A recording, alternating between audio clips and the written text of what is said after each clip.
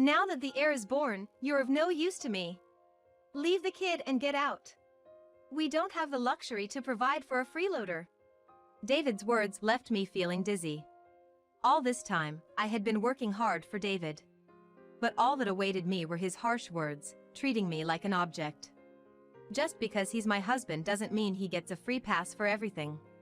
David crossed a line that should never be crossed as a human being and a husband. That is something I can never forgive. Slowly, I could feel my feelings for David cooling. What remained was nothing but resentment towards David. That's why I decided to make David's life a living hell. My name is Karen Connolly, a 38-year-old homemaker. I live with my husband David. David's family runs a well-known resort hotel. Currently, my father-in-law manages the business, but David is next in line. David is busy every day trying to become a competent manager. Of course, I fully understand how challenging it is to be a business owner. Thus, I had been striving every day to support David as his wife in the future. In the midst of this, I became pregnant with David's child. David has no siblings, and since this child is our first, if it's a boy, he would definitely be David's successor. When David heard the news of my pregnancy, he was overjoyed. "Finally, I'm going to have a child. You must give birth to a boy." I couldn't sleep well out of worry because we didn't have an heir. His words seemed to suggest that a child of any other gender wouldn't be valuable. It took us a while to have a child, and before we knew it, I was already 38. Whether or not we could have another child was uncertain. Maybe he said it unconsciously, but David's words weighed heavily on my heart. I must give birth to a boy. But what if it's a girl? Overwhelmed by such fears, I attended regular health checkups. David never once accompanied me to these checkups. Of course, he's busy with work and often out of the house, but even on his days off, David would just relax at home and never offered to drive me to the hospital. Alone, battling my fears, I went to a regular checkup that day. Then, it was confirmed that I was pregnant with a boy. In that moment, I felt as if a weight had been lifted off my shoulders. I had successfully become pregnant with a boy. From then on, I did my best to ensure a healthy birth. I thoroughly researched prenatal nutrition, and even when morning sickness took away my appetite, I forced myself to eat nutrient-rich meals for the sake of having a healthy baby boy. Absolutely, give birth to a healthy boy, because he's going to be my successor.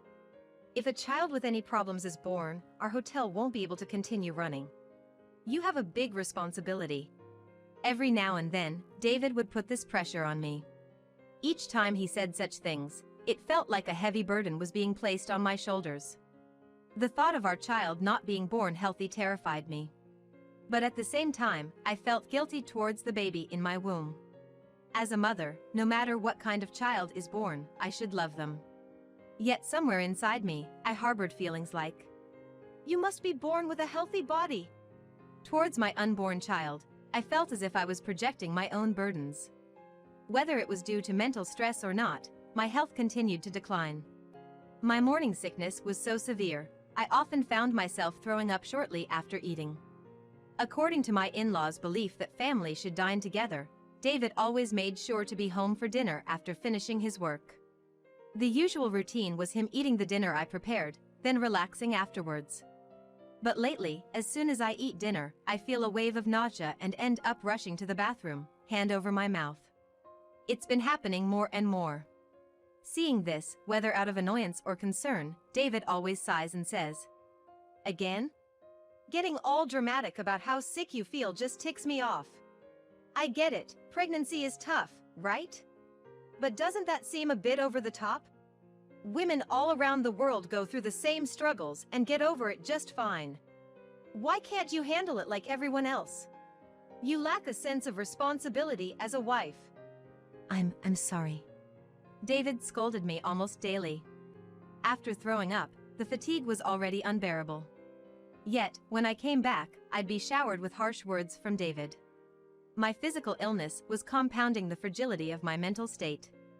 David's words, flung at me during those moments, often brought tears to my eyes. "Do you think crying will solve everything? What you're doing is failing as a wife. A wife should try to create a comfortable home environment for her husband. I'm scolding you because you're so immature. But crying about it, really? Looking into my teary eyes, David let out a deep sigh. I understood that it was pitiful to cry over such matters. I knew that as David's wife, I needed to pull myself together. I understood it in my head, but my heart wouldn't follow. On the contrary, in my heart, I blamed David, wondering, why can't you be more supportive? Despite the fact that David was working hard at his job. The pressure of being the heir to a famous hotel chain must have been daunting and strenuous. And yet, I was constantly disappointing him. His words, "You're failing as a wife," stung me deeply. And that sting, like a stake driven into my heart, didn't go away. In fact, every day, more stakes were driven in, and my heart was screaming that it had reached its limit. Despite everything, I did my best to support David in my own way. The baby in my belly was growing steadily, and the doctors said the progress was good. But giving birth doesn't mean it's over. In fact, thinking about having to raise a child made me realize that this was just the beginning. And that's why I tried to motivate myself to work harder. David didn't accompany me even when buying baby supplies. He always had different reasons. He was busy with work, had social commitments, wanted to relax at home, and so on. Seeing this, my mother-in-law offered to help. She drove me around in her free time to buy things for the baby. Karen, I'm so sorry about this. David can be so thoughtless. My mother-in-law apologized every time we met. But I knew David was on the path to becoming the manager of a well-known resort hotel. I knew it would be difficult for him to find time since before we got married. Yet, his repeated actions that showed a lack of awareness as a father were certainly disheartening. Despite all the pain, I kept on going. Finally, my labor pains began and I was admitted to the hospital. However, even during my hospital stay, David didn't visit me at all. I'm sorry you're feeling lonely. I told him to take a break from work and spend some time with you, but it seems he can only think about work. My father-in-law said apologetically.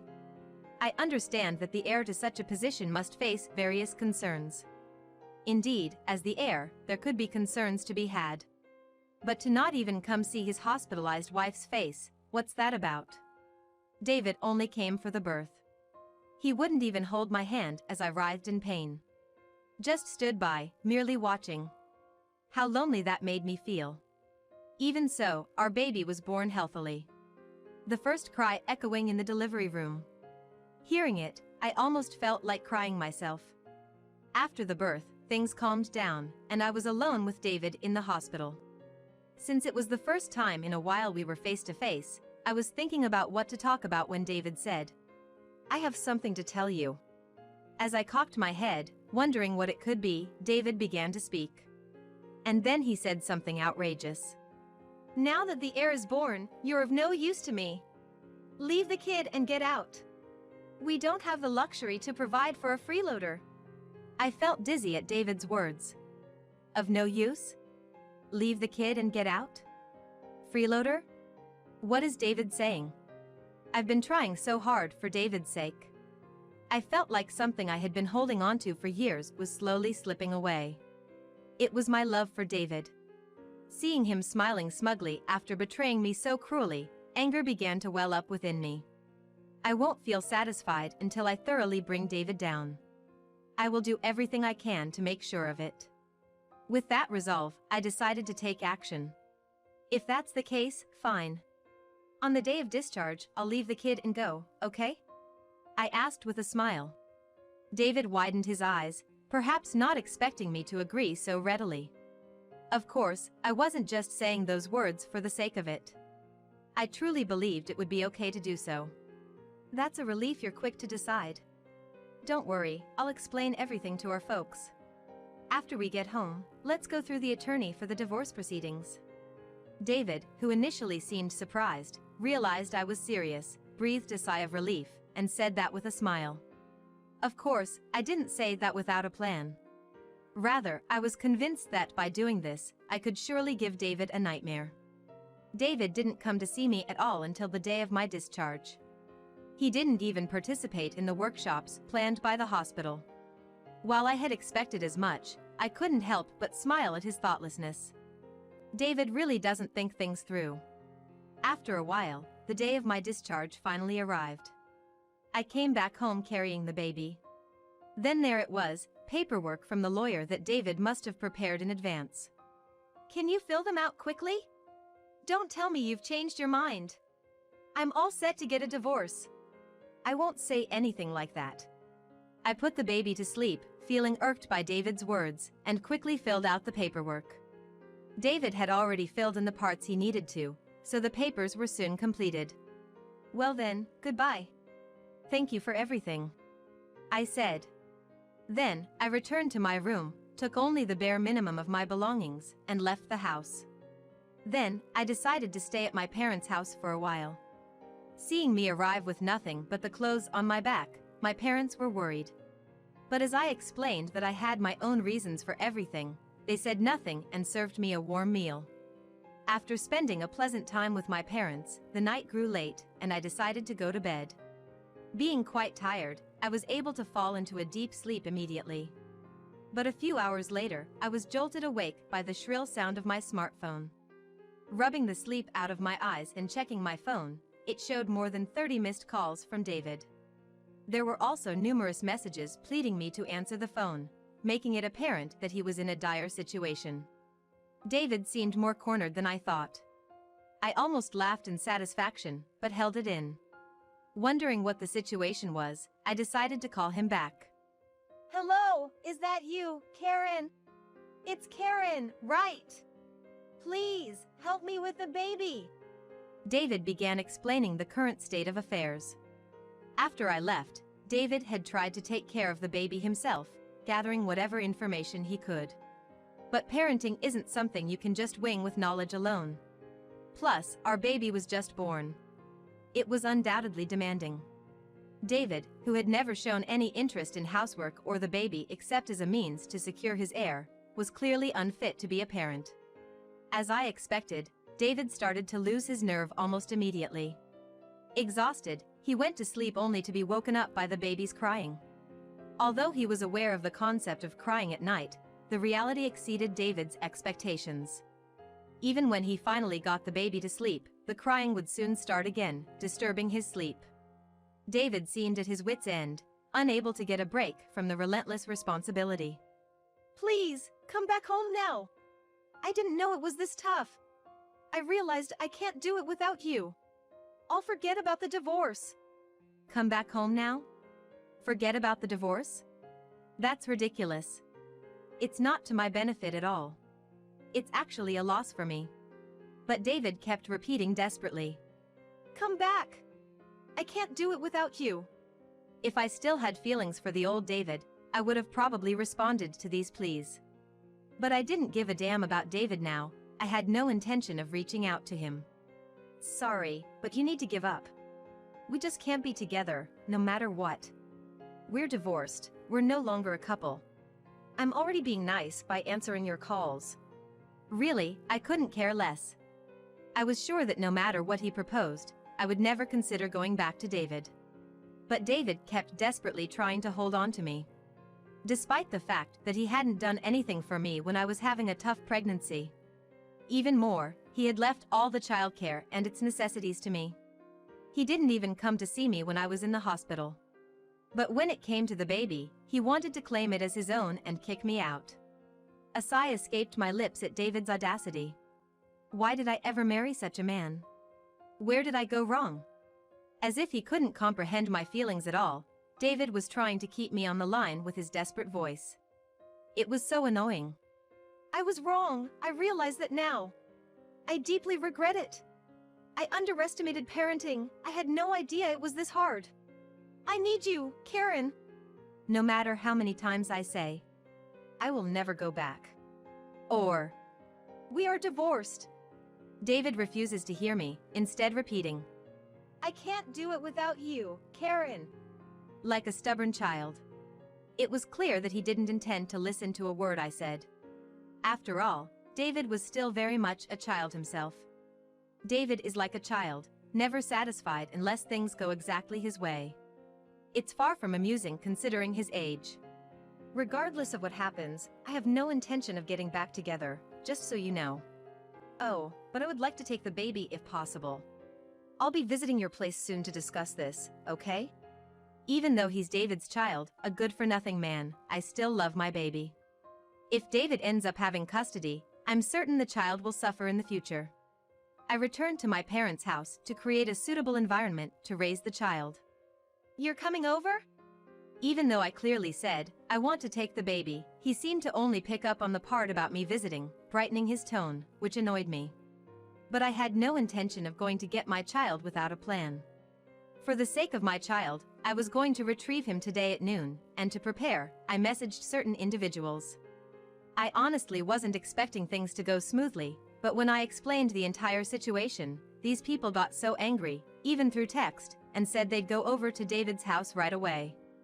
With that, all the necessary players were in place. Now, all I had to do was go to David's house. Realizing dawn had broken, I got ready and headed to David's. When I arrived, I noticed shoes that weren't David's by the entrance. Impressed by their promptness, I entered the house. There was David, sitting upright, surrounded by my in-laws. Upon noticing me, my mother-in-law acknowledged my presence and gestured for me to sit on the sofa. David stared at me as if pleading for help. Yes, the people I had called were my in-laws. I told my in-laws everything that had happened. My in-laws were absolutely furious at David's actions. As soon as they hung up the phone, they rushed over to David's, saying, "We won't rest until we've given him a good talking to." Apparently, when they arrived at the house, David was sleeping with earplugs in, the baby was crying loudly, and the house was in a mess. All this chaos after just one day without me. Despite wanting an heir and leaving the baby behind, once he had to actually take care of the child, he got tired and couldn't be bothered. Such behavior is unacceptable. According to my in-laws, they cleaned up the house and took care of the baby as soon as they arrived, but until then, the state of the house was dreadful. It's really unbelievable. He can't live properly on his own, yet he treated Karen, who supported him all this time, so poorly and ended up kicking her out of the house. My father-in-law sighed at David's inexcusably outrageous behavior. What David did is beyond forgiveness.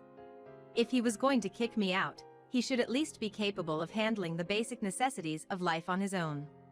But until the very end, he was dependent on me, and he kicked me out without a word of thanks. I'm truly sorry for what my son has done. I can't apologize enough to you, Karen. I will make sure David reflects on his actions, so please, find it in your heart to forgive him. With that, my mother-in-law glared at David. David reacted with a display of annoyance, exclaiming, "Come on, Mom!" Seeing David quietly submit in front of his parents, I couldn't help but chuckle. He was meek as a lamb. A stark contrast to the bullying attitude he had when it was just the two of us, and his repeated disrespectful remarks. Enough! Apologize to Karen now! My father-in-law yelled, causing David to flinch. My father-in-law glared at David with a piercing gaze. Startled by this, David blurted out, I am truly sorry. I'll change, I promise. Please, forgive me." In apology. His demeanor was so comical that I nearly burst into laughter right there. Perhaps unable to bear the feeling of his pride being crushed, David's arms were shaking uncontrollably. When I inadvertently let out a chuckle, David looked up and glared at me, as if trying to intimidate me. Seeing this, my father-in-law asked in a stern tone, "David?" No matter how much David resisted, he couldn't go against his in-laws. After all, they could decide if he would be the next CEO or not at their whim. Being scolded by his father-in-law, David fell silent and just looked down. I didn't want to waste any more time on David. After discussing future plans with my in-laws, I left the house I had lived in for a long time, taking my son with me. To be honest, I'd had a tough time for a long while. I was emotionally drained when I gave birth to my son. I can't afford to spend any more time for David. I have to lead my own life. I looked down at the face of the sleeping baby in my arms. A face that resembles both me and David. Yet, now I find my son truly adorable. Had I continued to live without peace of mind, I wouldn't have been able to see my child as cute. In retrospect, I'm glad I could settle various matters. Of course, David will likely suffer in the future. But that's no longer my concern. Subsequently, on the advice of my in-laws, I decided to demand alimony as a childcare from David. Initially, David was reluctant to pay the alimony, but under pressure from his in-laws, he reluctantly agreed. However, the condition was that his in-laws wouldn't help him out with the alimony payment. Most of the money David has is financial aid from his in-laws. That's why he threw a tantrum, saying he couldn't possibly pay hundreds of thousands in alimony by himself. Furthermore, my in-laws decided to disown David. They ousted him from the position of next CEO and apparently decided to have an employee they trusted take over. Having been cut off from his in-laws and in debt from paying alimony, David is now struggling to make ends meet, doing odd jobs day and night. He seems to be trying to get in touch with me through mutual friends, but I had taken measures beforehand, so I should be fine. I later found a new house while raising my son at my parents' home. Luckily, it didn't take long to find a good house, so we moved in not long after and are now living just the two of us. I am currently working while sending my son to daycare, earning a living. There's a gap of a few years since I was a full-time homemaker, but I was able to fit into the workplace quickly, and I'm enjoying every day. I had my fair share of struggles and hard times. But now, I'm quite happy. I cherish this happiness and want to live on.